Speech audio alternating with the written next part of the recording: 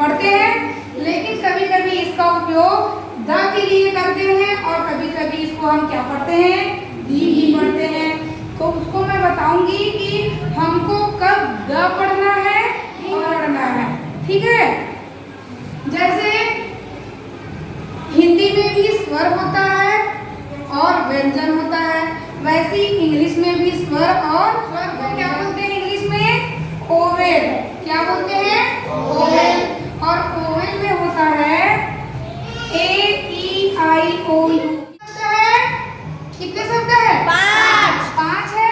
A-E-I-O-U ये 5 है oval में, है ना। इसी को हिंदी में बोलते हैं स्वर।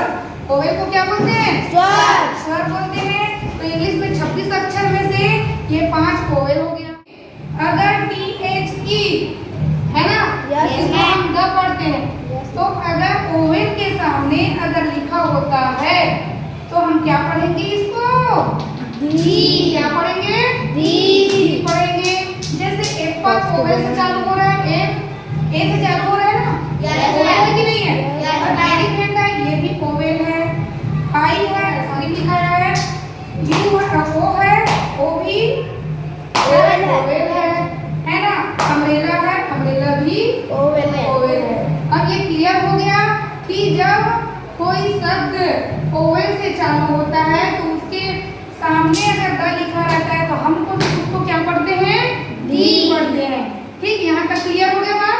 व्यंजन में जैसे हिंदी में व्यंजन होता है वैसे इंग्लिश में भी व्यंजन होता है। इसको इंग्लिश में बोलते हैं कंसोनेंट। क्या बोलते हैं, कंसोनेंट। ठीक है, इसमें ये 5 अक्षर को छोड़कर जितने भी इंग्लिश में आते हैं वो क्या होता है, जैसे B, C, D, E, G, ये क्या हो गया, व्यंजन हो गया, है ना।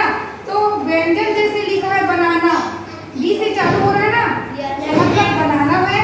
बनाना के आगे अगर द लिखा रहता है तो हम उसको क्या पढ़ेंगे, द ही पढ़ेंगे। क्या पढ़ेंगे, द। ओवेल के सामने लिखा होता है तो हम दी पढ़ते हैं, और व्यंजन के सामने अगर लिखा होगा तो हम क्या पढ़ेंगे, द। जैसे कैट है, सी से चालू हो रहा है, कैट लिखे है तो किससे चालू हो रहा है, सी से चालू हो रहा है, और सी क्या है हमारा, व्यंजन है, कंसोनेंट है ना। तो हम इसको द पढ़ेंगे। क्या पढ़ेंगे, द पढ़ेंगे। डॉल लिखा है, डी से चालू हो रहा है, डी भी क्या है, कंसोनेंट है, व्यंजन है। हिंदी में क्या पढ़ेंगे, द पढ़ेंगे। इसमें भी अगर इसके सामने लिखा रहेगा क्या पढ़ेंगे, द।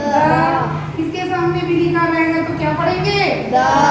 इसका मतलब ये है कि बी सी मतलब यहाँ जेड तक कंसोनेंट के आगे अगर THE लिखा है तो हम उसको बिल्कुल क्या पढ़ेंगे, द।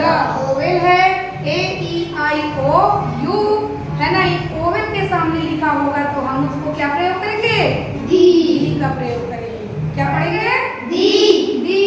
अगर कंसोनेंट के सामने लिखा है THE तो हम उसको क्या पढ़ेंगे कि उसमें भी लिखाएगा और इसमें भी लिखाएगा, लेकिन हमको कब दी पढ़ना है और कब द पढ़ना है ये माइंड में रखना है। ठीक है, ओवेल के सामने लिखाता है तो दी पढ़ना है, के सामने लिखा होता है तो हमको क्या पढ़ना है, द।